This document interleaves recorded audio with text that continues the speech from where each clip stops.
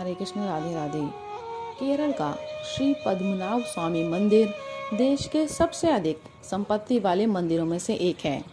लेकिन सिर्फ संपत्ति की वजह से नहीं, बल्कि अपने रहस्यमय होने की वजह से भी ये मंदिर चर्चा में रहता है।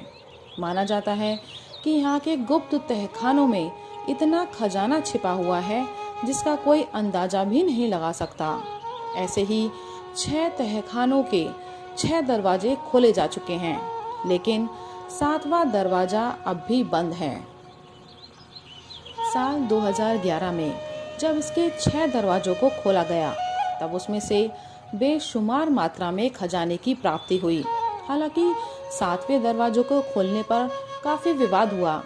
इसके देखते हुए सुप्रीम कोर्ट ने उस दौरान इस मामले में दखल दिया और 7वें दरवाजे को खोलने पर रोक लगा दी।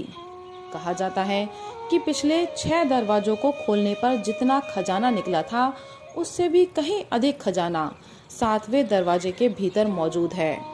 मान्यताओं की माने तो अगर पद्मनाभ स्वामी मंदिर के 7वें दरवाजे को खोला जाएगा तो कई अनिष्टकारी घटनाएं हो सकती हैं। इस मंदिर में से इतना खजाना निकला कि इसको गिनने में कई आधुनिक मशीनें और कई लोगों की टीमें लगी। 2011 में पद्मनाभ स्वामी मंदिर से करीब 1 लाख करोड़ रुपए मूल्य का खजाना निकला गया था। यह खजाना त्रावणकोर के महाराज का बताया जाता है। तहखाने में पाए गए खजाने में से कुछ तहखाने को खोलकर देखने की मनाही थी, क्योंकि मंदिर प्रशासन और भक्तजनों को किसी अनहोनी घटना और अशुभ के होने का डर था।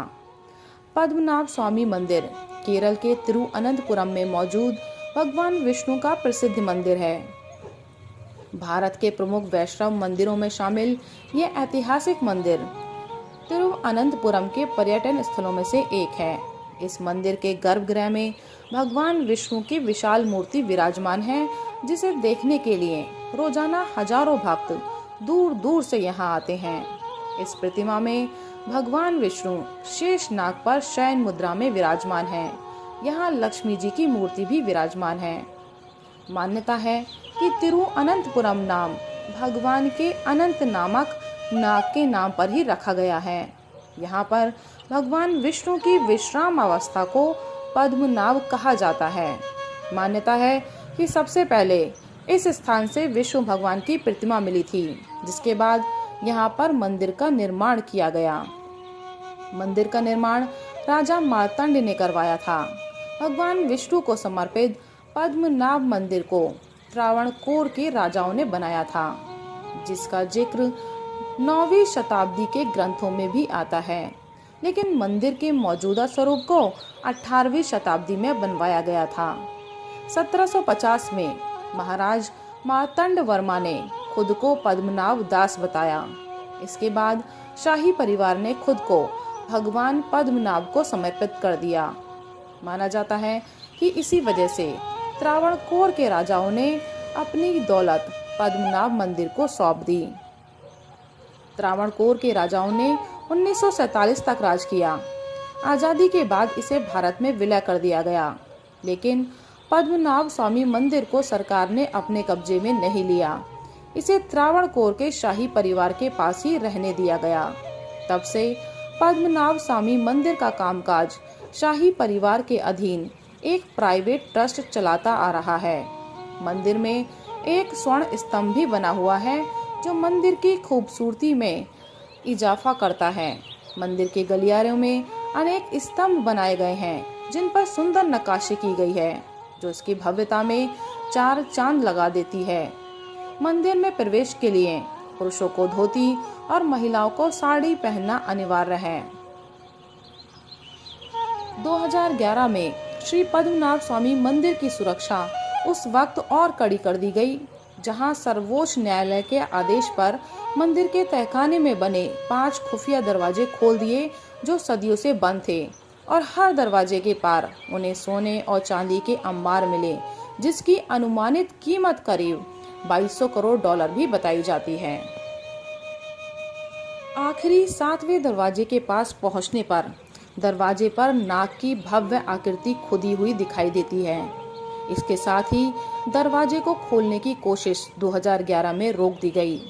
माना जाता है कि इस दरवाजे की रक्षा खुद भगवान विष्णु के नाग कर रहे हैं और इसे खोलना किसी बड़ी आफत को बुलाना होगा।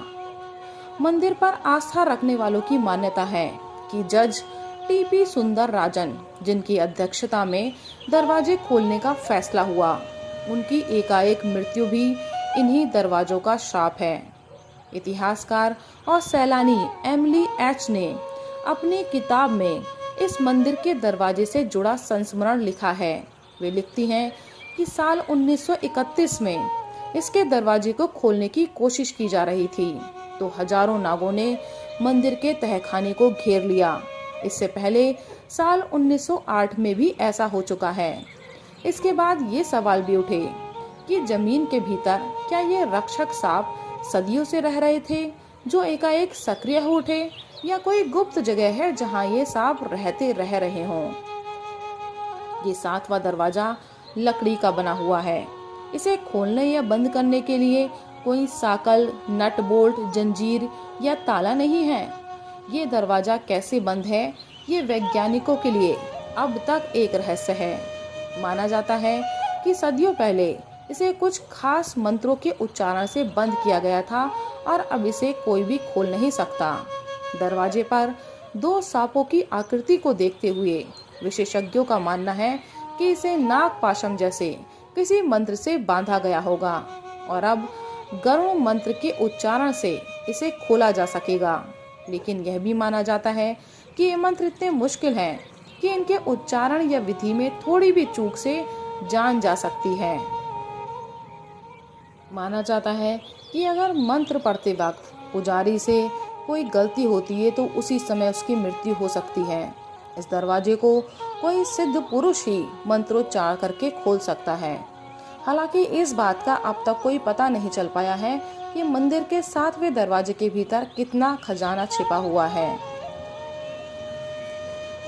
या ऐसा भी हो सकता है कि इस मंदिर के दरवाजे के पीछे कोई हथियार या प्राचीन भारत की कोई ऐसी टेक्नोलॉजी का राज छिपा हो जिसे जानकर दुनिया हैरान रह सकती है। राधे राधे, हरे कृष्ण।